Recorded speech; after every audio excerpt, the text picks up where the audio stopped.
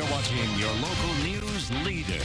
This is WCIA 3 News at 6. We don't have the proper facilities and the proper amount of staff. It's very hard to handle on a daily basis.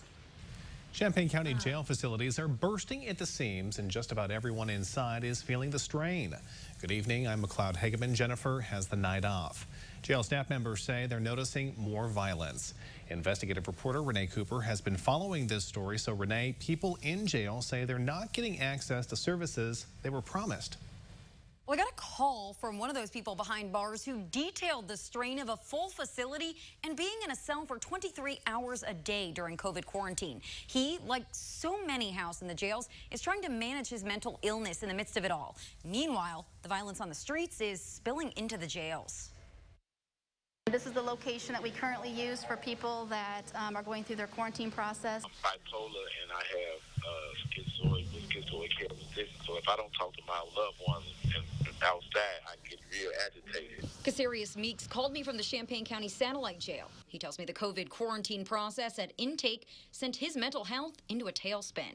They come out 1 hour a day. The remaining 23 hours are spent in those cells, so 20+ inmates can filter out one by one. If we had less inmates in quarantine, we could even do a 2-hour out. Meanwhile, Meeks says needed mental health care is sparse. No, it is inadequate. They say they don't have anybody on hand at the time, and they have somebody volunteer might come in once a week to get the people that's on suicide watch. Mental health is contracted through WellPath, so they should be the ones speaking on their rounds, but they should have rounds in quarantine. Everybody didn't quit, they said. A WellPath spokesperson tells me they are short-staffed, but they have not responded to questions about how often people in quarantine get seen. That's the tip of the iceberg for a jail bursting at the seams, not including the 69 inmates housed up in Kankakee County. Who's filling the space? An increasingly younger population, according to the superintendent. You know, the gun violence has gotten so severe that it's really affecting everything in here as well. Those same people and the same issues come into the jail. Filling it to the brim, just as corrections officers head for the door. And it's no coincidence. Once they come in and they see that they may be having feces thrown at them, which is very common. It's very common for us to come in and have somebody who's got feces or Don't urine, know, but I would imagine. or they're being called every name in the book. Is there a solution? I don't think so, honestly, to be honest with you.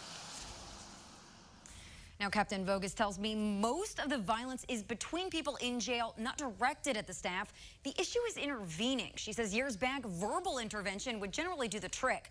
Now, officers are learning that they have to have backup at the ready. Now, there's much more of this story that I'm putting online. Back to you. All right, Renee, thank you so much. And one project could ease some of the tension at the jails. In November, the county board approved closing the downtown jail and expanding the satellite facility. The jail superintendent says they hope to break ground next year and open in the spring of 2024.